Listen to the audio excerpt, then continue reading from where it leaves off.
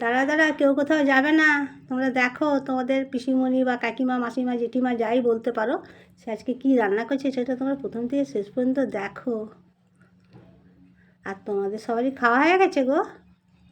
আর যার যার না হয়েছে তারা একটু কমেন্ট করে বলো। এটা আমার হলো পেঁয়াজ কলি আলু ভাজা, কালো জিরে দিয়ে, কাঁচা লঙ্কা, আর কিছু না।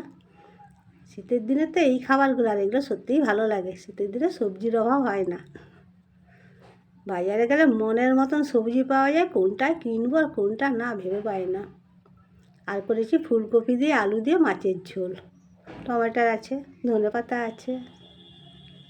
এরকম মাছের ঝোল এই শীতের দিনেই খেতেও ভালো লাগে।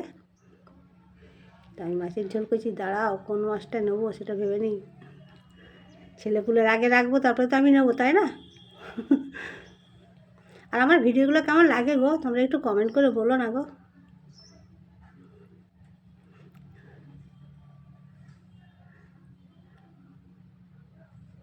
আর তোমাদের যদি আমার ভিডিও ভালো লাগে তাহলে একটু লাইক, শেয়ার, কমেন্ট তো করবে। তার সাথে ইউটিউব চ্যানেলে পিসিমণির রান্নাঘরটাকে একটু সাবস্ক্রাইব করে নেবে। আর আমার পাশে তোমরা এইভাবে থেকো গো। আর একটা করেছি, এটা করেছি মানে অল্প একটু মাংস ছিল, রাত্রে হয়েছিল যেহেতু, সেটা ছিল, সেটা আমি নিয়ে নিলাম। সবাই খাওয়ার পরে যেটা রয়েছে সেটাই তো মায়েদের জন্য থাকে। আর দুটো কাঁচা লঙ্কা নিয়েছি ঝাল ঝাল দেখে। তা আমি এবারে খাওয়াটা শুরু করি। দেখো ভাতের থালাটা,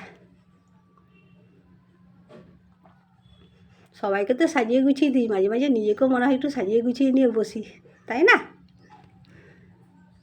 তো তোমরা সবাই ভালো থেকো, সুস্থ থেকো, সাবধানে থেকো, আমার পাশে থেকো, এটাই চাই আমি। তো আজকের মতন যাই, টাটা বাই বাই, পরে আসছি, দেখা হবে।